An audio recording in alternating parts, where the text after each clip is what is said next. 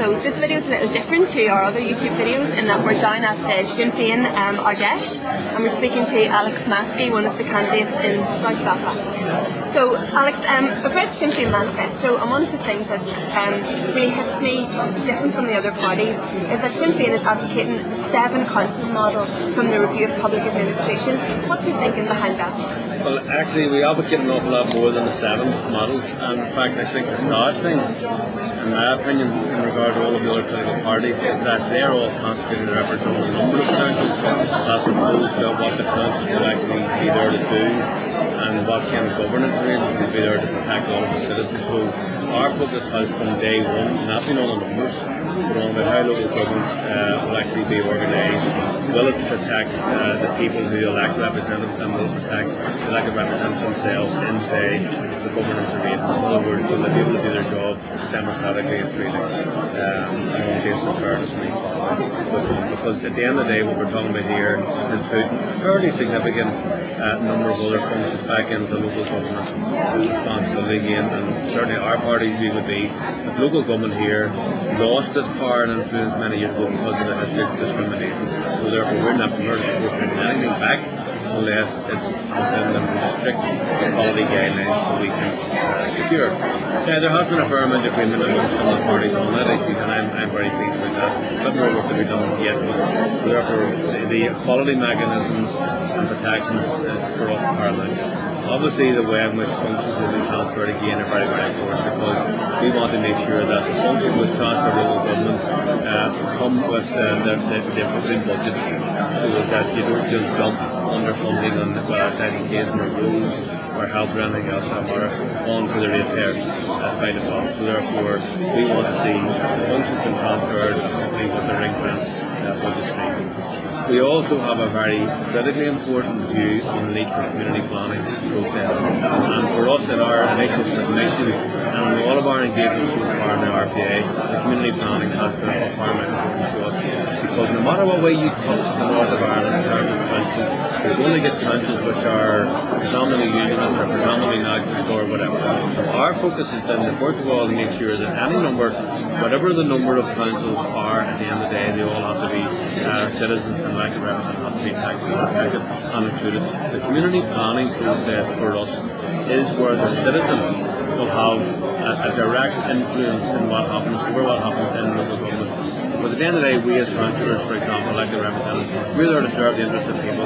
Yes, we've got to take decisions in the interest of all the people, but the people need to have another and a more organic say. The community plan process, in our view, will afford a much greater opportunity for the citizens to have a say on an ongoing basis on what the council does in their name and on their behalf. At the end of the day, we're spending people's money, and I want to have more of a say than just being able to keep the council every quarter. If we think about some of the issues then that might be involved in community planning, well, there certainly would be some issues for the Assembly. We've heard a lot of talk this morning at the Ardèche about mental health and in particular suicide.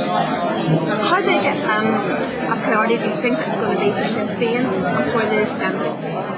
So we have demonstrated that already, so we would be committed to both health and education, because we took those ministers, even if people were saying, oh, they're problems, they're poison salaries.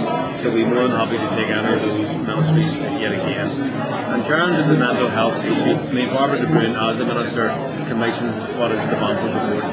So therefore we will be very much committed to trying to ensure that we implement the outcome of that inquiry, which is a 10-year plan, obviously there's a lot of money to be involved with. So our party will bring our commitment on health into the executive, whether we have a minister or not, because we did secure the last time around the priorities of the programme for government was cut across all departments with health, education and transportation. So therefore we will argue yet again to have health, for example, one of the key priorities of government. That of course will include mental health, because that does impinge on overall health prevention if we can get more resources put into mental health issues. I've dealt with people, I've had people related to me who have had mental health problems, and I have to say that I thought that the facilities and the treatment very often reported in disgrace because people had a long waiting time, who didn't have enough opportunity to get proper facilities, weren't seeing psychiatrists early enough, there wasn't anywhere near enough resources deployed in terms of mental health. So therefore, we will seek to have it as a key priority in the next executive. And I do think that many of the other parties, at least some of the other parties, will certainly take on board as serious projects as well. In the manifesto, it says that eliminating poverty is Sinn Féin's highest overarching economic and social priority. If you were to pick 2 or 3 key things that Sinn Féin and the Assembly could do to impact on poverty in the North, what would they be? Well, there's a couple of things. First of all, we hear about areas of disadvantage. We know that there is underachievement in education. That means that then people are going through an education system. They've been declared many times a failure. They're not been skilled for the workplace. So therefore you get people even through the education system, and there are some wonderful examples of good work and tremendous work going on in there, but at the same time there are still too many people going through that system. They're not adequately prepared for the workplace, and therefore will invariably find themselves unemployed. That leads to poverty. There's a whole range of issues, whether it's fuel poverty, whether it's a lack of income that people have in general, which they can't feed themselves properly, so there's a whole impact on health as well. But we hear often of areas of disadvantage, so our priority will be to bring on the basis of objective needs. Where there is need, then we have to determine what that need actually is, and then employ resources. And you're aware that, for example, there are a number of initiatives like neighbourhood renewal. I have to say, I think a lot of those things are seriously flawed in terms of any backup or any resource. And in fact, I think that those policies may sound alright, but so far that's all very little to follow the policy objectives. Now, what I want to do is to try to make sure that we use all levels of government and all opportunities within government right across the various departments to tackle poverty at all of its levels. While that means that we have to focus on where we encourage employment, where we develop social economy projects, where we put more money into schools, where we put more money to schools with all the health. So therefore what we want to do is tackle the disparity between the different communities and within communities at the source. I am convinced that with the determination of an executive pooling the resources of a number of departments that we can tackle and probably eradicate quite substantially those areas of disadvantage, to bring people up to a level playing field, to give them equal opportunity, to take them out of poverty, to get them into work, to take them out of benefits, give people a proper day in life. So I do think that certainly from our point of view as a party, we will be in the executive to try to ring fence some of the budget towards tackling poverty. Okay, on our election blog we've had quite a few comments about this election focusing on bread and butter issues, and it sends out there that really the issues that are important to people are the issues that are being discussed. But also we've had people saying that they're not sure if elected representatives will be able to make those tough decisions to implement these policies. They're not sure how they can see an executive, for example, working together. In your opinion, do you think that elected representatives in the North are ready to start taking these hard decisions? Well, I think a number of people have taken hard decisions. I mean, I'm only after referring to the fact that our own party took education, took health. All the other parties argued about it and tried to make that inclusive. None of them wanted them out of those two departments because they thought boys and chalice, difficult departments, never solved the problems in health and so on and so forth. But yet our party took them on. They're now other parties are queuing up to take these departments. That's great. Let's see them rise to the challenge.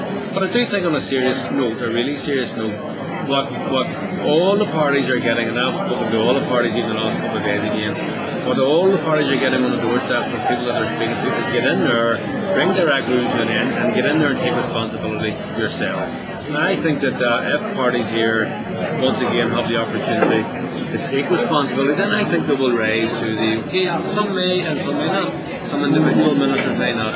But I believe overall that people will invariably raise their game once they're given the kind of responsibility that we hope to get in the next number of weeks with restoring the institutions. And I just think that there are a lot of examples where people maybe don't work together, but also a lot of good examples where people do work together. The Programme for Government Committee was worked all through the summer. There was quite a lot of consensus across a range of issues between the parties, and I think that the final bit of consensus will come when the parties are faced with taking the real decision rather than scoring points about it.